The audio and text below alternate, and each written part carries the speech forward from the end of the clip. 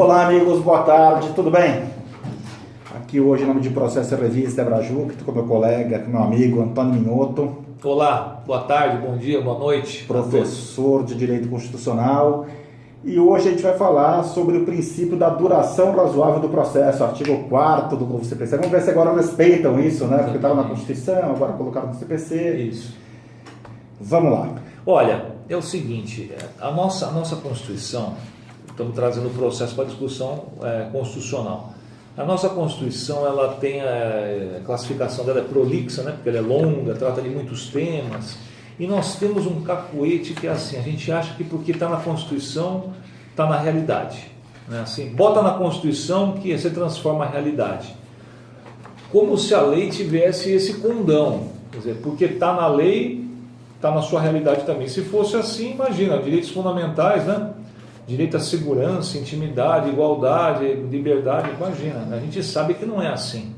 São linhas que você traça de atuação, os princípios constitucionais, ok. Veja, por exemplo, no artigo 6º que colocaram o direito a uma alimentação integral e equilibrada. Então, por causa disso, nós acabamos com a fome? Não. Obviamente que não. Então, mesma coisa, você coloca lá no inciso 78 do artigo 5º da Constituição, tem lá o direito à duração razoável do processo, que agora integra, dentro daqueles 12 artigos do novo CPC, os 12 artigos iniciais, que são todos de ordem constitucional, ele integra princípios informadores do processo civil. Artigo 4º, né? O artigo 4º, o artigo 11, por exemplo, do novo CPC, ele é uma cópia do inciso 9 do artigo 93 da Constituição, que fala que as decisões têm que ser fundamentadas e coisa e tal.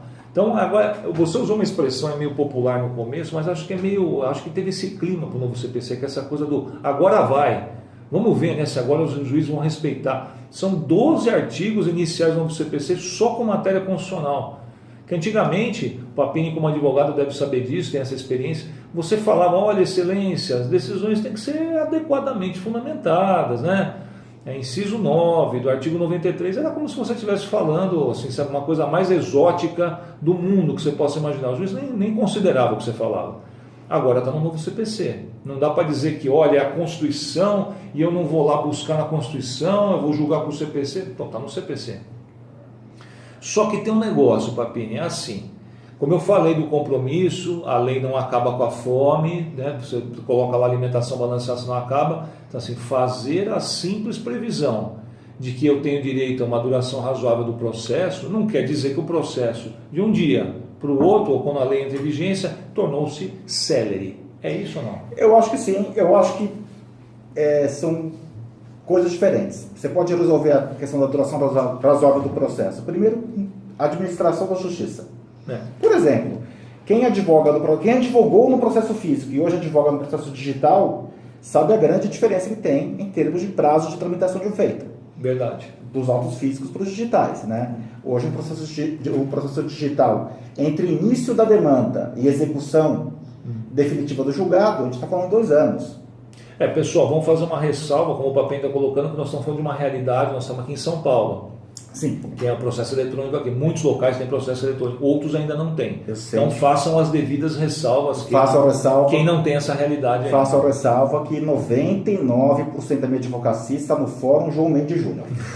Tá, então, eu posso fazer. Para quem não sabe, Fórum Central. Fórum Central da Comarca de São Paulo. Então, assim, isso é algo que tem a ver, por exemplo, com questão de administração da justiça.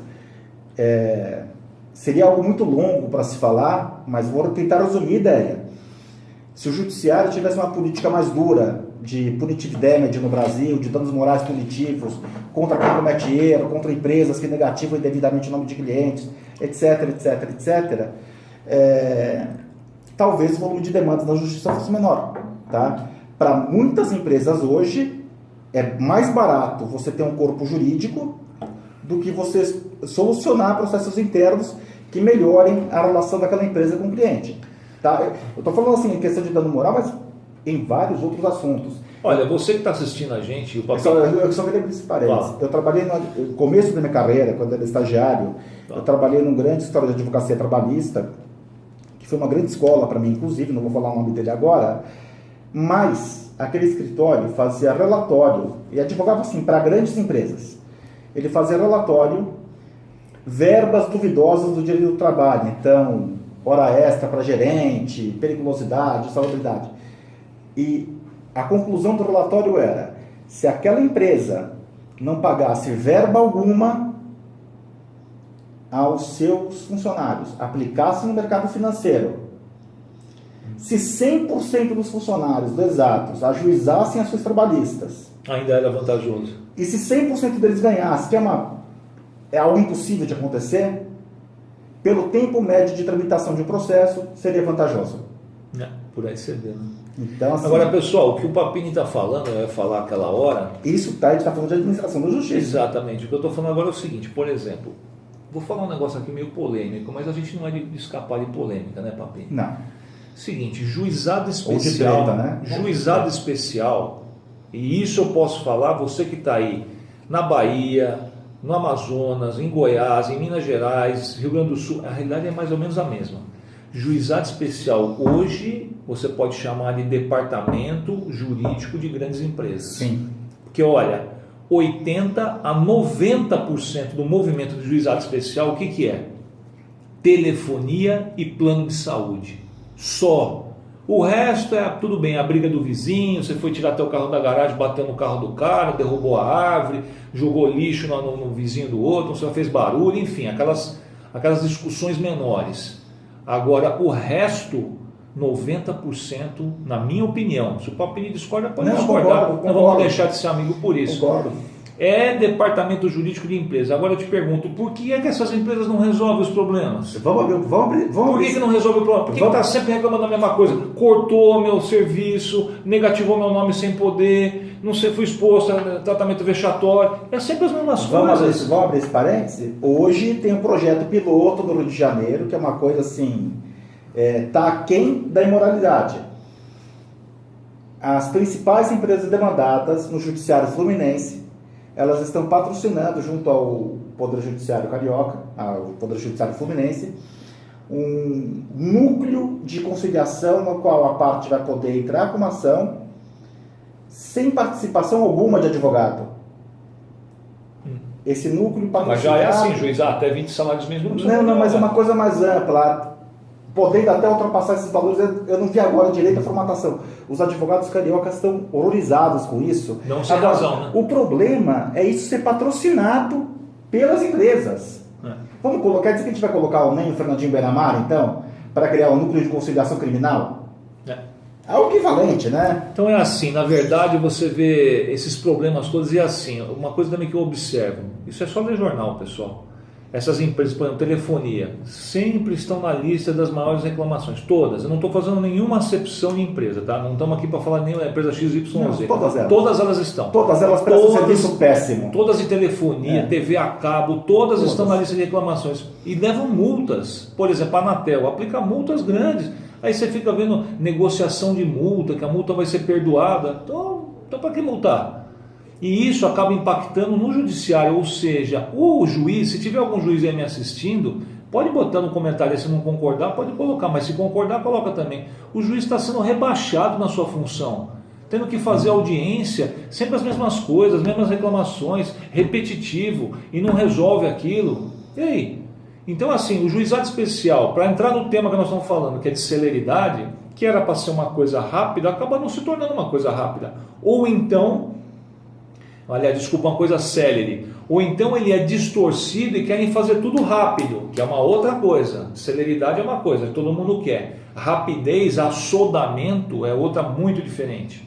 E aí fica ruim. Aí quem não tem nada a ver com essas empresas e vai para o juizado, acaba sofrendo as consequências desse tipo de mentalidade, que é tudo a mesma coisa repetido. E tem uma outra solução, que daí eu diria que é uma solução que não é... A solução que te deu seria uma solução do atacado.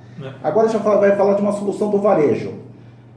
Existem vários mecanismos na lei que permitiriam, ao meu ver, que o processo andasse muito mais rápido. Vou falar de dois deles apenas. Vou falar de dois deles. Primeiro, o nosso amigo Marcelo Pacheco Machado, ele mandou para mim por e-mail uma decisão na qual ele conseguiu, que o juiz reconheceu, ele aplicou a tutela de evidência na sentença, artigo 308, inciso 4, 311, inciso 4 do novo CPC, se não me falha a memória.